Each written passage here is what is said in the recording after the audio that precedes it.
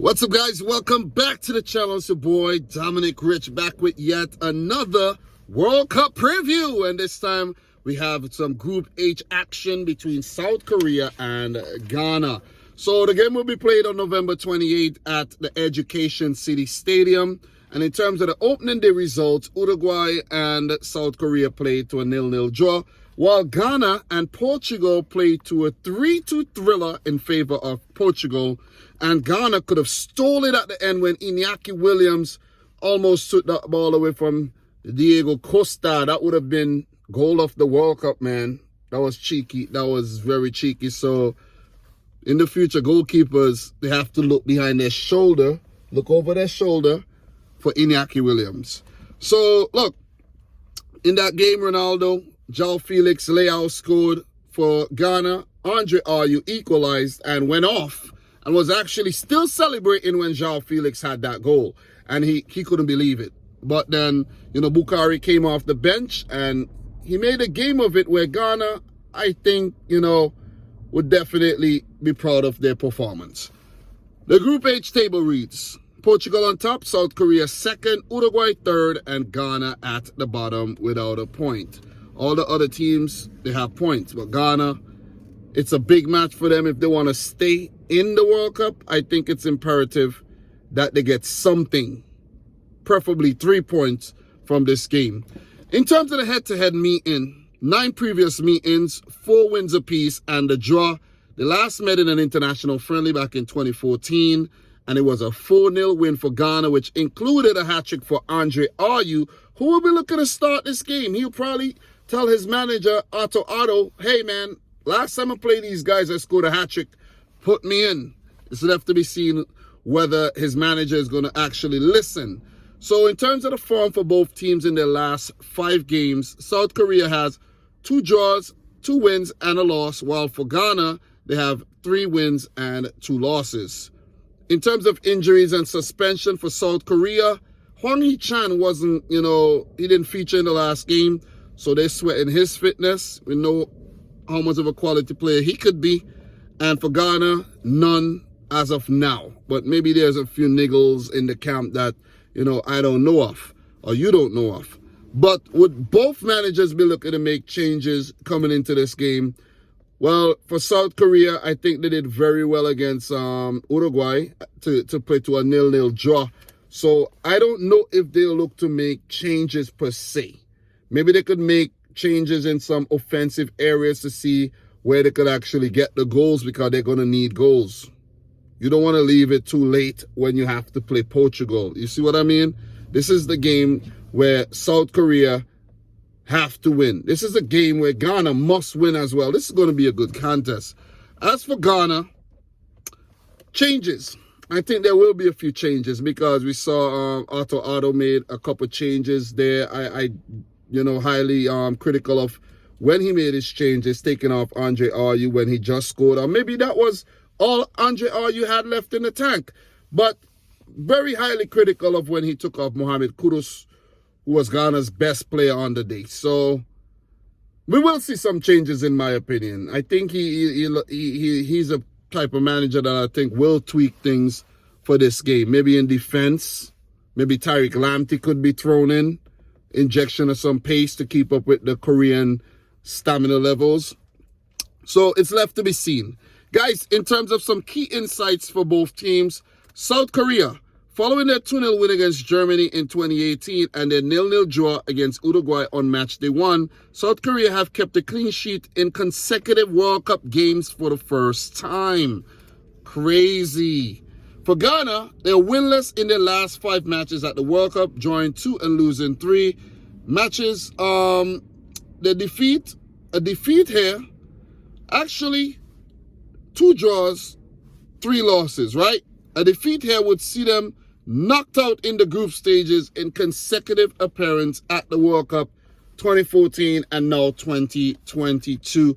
And guys, it gets to the sweetest part where I make my prediction, man. South Korea versus Ghana. South Korea are going to take the game to Ghana, no doubt about it. No doubt. Look, they cannot underestimate Ghana. Because they saw what Ghana did against Portugal, right? Portugal are a really good outfit with some world-class players. And if South Korea underestimate Ghana, they'll get picked off, in my opinion. I don't think they will. I think they'll come out, put out the strongest team possible, with Son included. Their defense, led by Kim Min-jae as well. Goalkeeper pretty solid. They'll put up a good fight.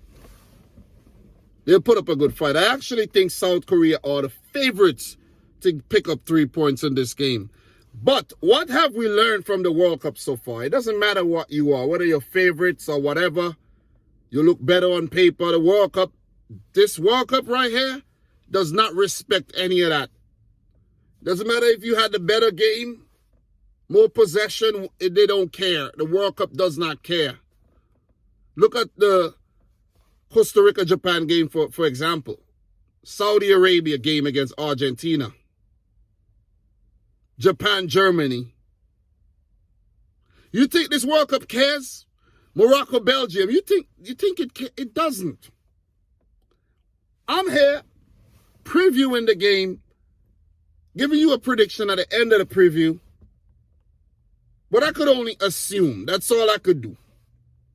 I could only tell you what I think based on what has happened before the tournament and at the tournament. Anything could happen here. This is one of the most open games, I think, right now at the World Cup. Anything could happen. Ghana look good against Portugal. I think, in my opinion, they deserve a point for being cheeky, clever, switched on. They got to work on their defensive shape, though. They were picked apart a little bit too easy by Bruno Fernandes. Passes to Rafael Leao and João Felix. But I like what I saw from Ghana going forward with Kudus, Andre Ayew, and Bukhari getting in the right place at the right time. I think they got what it takes to up the ante a little bit more. Thomas Partey in the midfield is going to need to up his game. Their defense is going to need to be a bit more solid and tight. A bit more discipline. Their goalkeeper, the department there, very, very thin in their stock. So that's an Achilles heel there for Ghana. But I'm going to go with a different type of prediction today. Another thriller. South Korea 2, Ghana 3. That'll put this group in a really nice shape. We don't know what's going to happen with Portugal versus Uruguay. What if Uruguay win? There will be Ghana 3 points, South Korea 1, Uruguay 3, Portugal 3. And it will set up a final match day. A very chaotic one. I'm kind of favoring chaos right now. I'm favoring chaos. Bring on the chaos, please. Get rid of the one-sidedness. Bring on the chaos. Guys, I'm your boy Dominic Rich. Let's see if the African nation of Ghana keep themselves in contention, or would they be dismissed from the World Cup here with a loss? A loss per se wouldn't dismiss them, because, yeah, a loss would dismiss them if Portugal draw with Uruguay. But if Uruguay beat Portugal, a loss would not dismiss Ghana per se. Right? But anyways, guys, let's see what Paulo Bento and his boys do over, with the South Korean team, the Asian contingent. It's Asia versus Africa. Let's see if Otto get things right this time around. This one is not the most high-profile fixture, but it is also a fixture that could dish up a really, really good contest. Guys, I'm your boy Dom. Subscribe if you're new. Like the video if you haven't yet done so. I'm working overtime, watching games, doing previews. I haven't gone home yet. I'm still in the car getting these previews out, because if I go home I might not be able to get him out. You see what I mean? That's why I'm in the car. If you guys are wondering, oh, why are you making the videos in the car? Because if I go home, I might not get him out. I'm sitting down at home. I'm distracted. Let me get him out.